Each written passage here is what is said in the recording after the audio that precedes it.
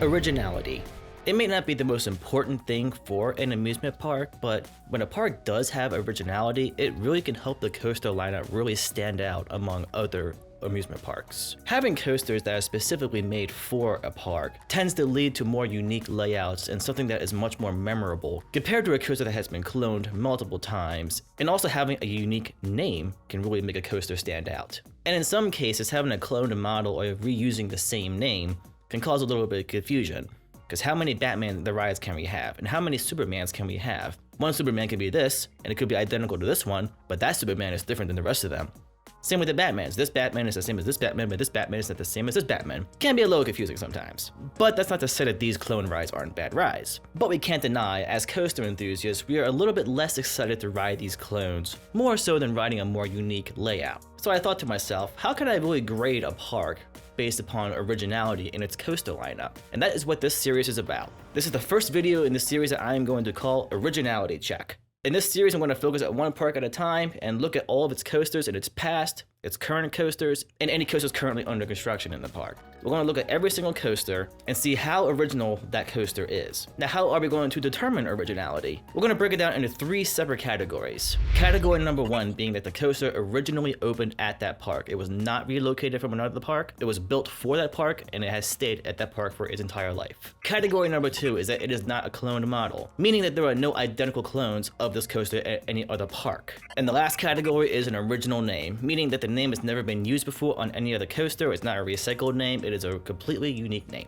Each coaster will get 1 point for checking off each category. And at the end of the video, we will rack up all the points that have been collected, and we will see what the percentage is for the originality of the park's lineup. Now before we go into this, if you haven't already, make sure you hit that subscribe button right there.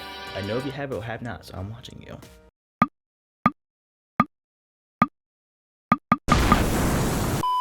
It might explode if you hit that. Just be careful.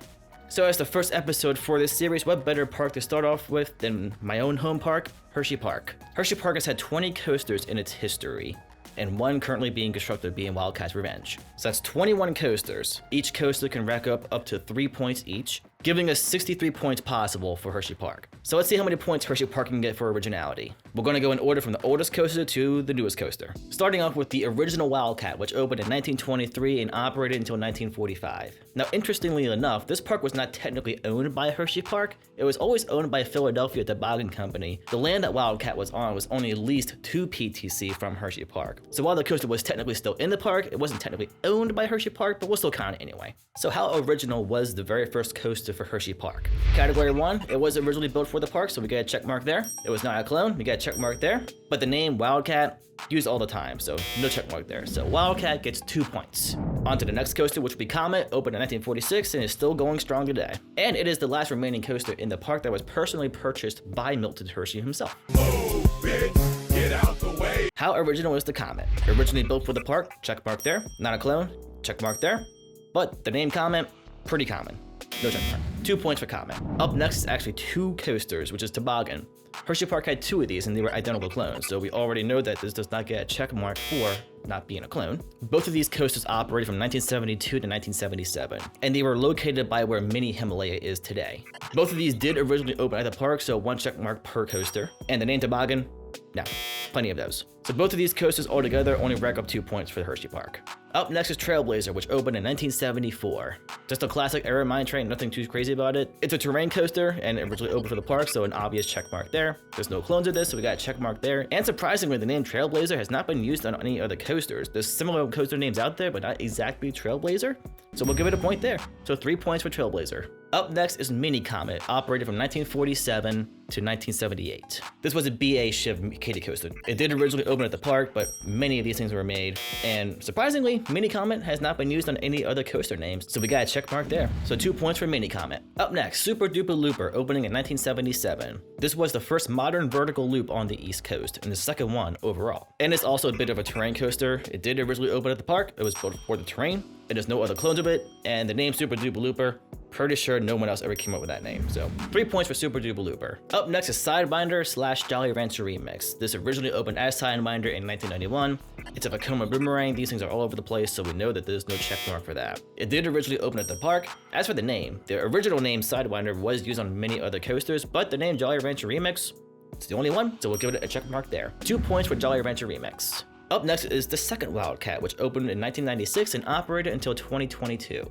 And as we all know, this was GCI's very first creation, and Hersheyparks seemed to really hold on to this thing for as long as they could. I'm surprised that it took Hersheypark this long to make the decision to RMC this, but I'm glad that they finally did it. So Wildcat, originally built for Hersheypark. There's no clones of it, but Wildcat, they've used the same name in the same park before, so no point for that. 2 points for Wildcat. Up next is Great Bear, opening in 1998. And this is definitely one of the most unique B&M inverts out there. A bit of a terrain coaster at some parts. It was originally built at the park. There's no other clones of it, and there's no other Great Bear names out there, so 3 points for Great Bear.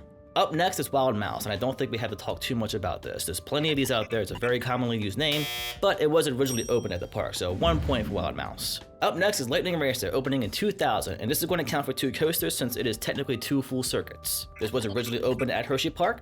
There are no other clones of it. Even though it's a racing coaster, both sides are pretty different layouts, so they're not clones of each other, nor a mirror image of each other. As for the name, both sides are technically called Lightning Racer, but most people call each side a different name going by Thunder or Lightning, so given that, I'll go ahead and give it a checkpoint here. So 3 points for Lightning Racer. Roller Soaker, opening in 2002 and operated in 2012. This was one of 4 suspended coasters built by the company Setpoint. This ride was placed where Breaker's Edge currently is. It uses the same building for the station. Originally built for the park, no clones of it, and an original name, so 3 points for Roller Soaker. Stormrunner, opening in 2004. This was the 3rd ever Intamin accelerator coaster, coming right after Top Thrill Dragster, and it was the very first one to feature inversions. And I would say it's one of the more unique accelerator coasters out there. It was built originally at Hersheypark.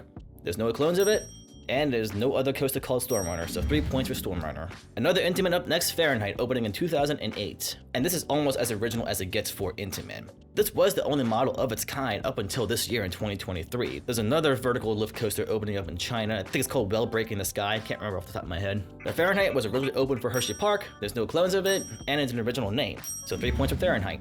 And the last of the Intamins for Hersheypark, Skyrush, opening in 2012. Life. This coaster is this life. Originally built for the park, no clones of it, and there's no other coasters named Skyrush. So 3 points for Skyrush, and that's a grand slam for Intamins back to back.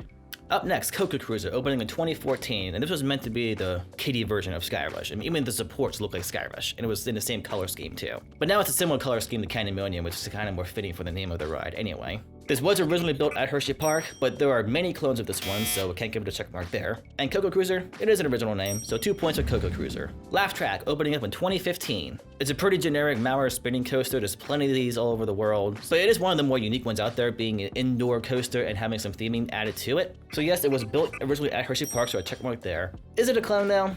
Technically, yes, even though it has all the extra theming and it's indoor. Some could possibly debate that this is not a clone. Tell you what I'll do. For now, I'm not going to give it a check mark here. But if Laugh Track decides to finally spin for me, maybe I'll give you a check mark. So, Laugh Track, I'm watching you. And the name Laugh Track, original name. So 2 points for Laugh Track. Lame Track. Up next, Candymonium, opening up in 2020. This was a part of the Chocolate Town expansion and the renovation for the entire entrance. While it is one of the shorter B&Ms out there, it is one of the more unique layouts for a B&M, especially the second half. Also has a rare B&M wave turn, which B&M does not do very often. So originally built for the park, there's no clones of Candymonium, and pretty sure there will never be any other Candymoniums ever built. So 3 points for Candymonium. Up last is Wildcat's Revenge, opening up in 2023. This does look like it's going to be a pretty solid RMC. I wouldn't say that it's going to be quite top tier, but somewhere in between mid tier and upper tier for RMC. I think it's going to be a very fun ride. Don't think it'll be quite number 1 in the park. I would say maybe 2, maybe number 3. We'll see. I do like how Hersheypark is opening up Wildcat's Revenge on the 100th year anniversary of when the original Wildcat opened in 1923. So maybe that's why Hersheypark waited this long to RMC Wildcat. So Wildcat's Revenge, originally opening at Hersheypark. There's no clones of it, and Wildcat's Revenge, original name there, so 3 points for Wildcat's Revenge. Alright, so how many points do we have? The maximum total was 63, so we got all of our points right here. Let's put them all together. 50 points for Hersheypark, giving the coaster lineup a score of 79% for originality. And it seems like a lot of the older coasters in Hersheypark history is what kind of lost it a few points in this, but looking at the list I made up for this video, you can see a lot of the newer coasters are much more original.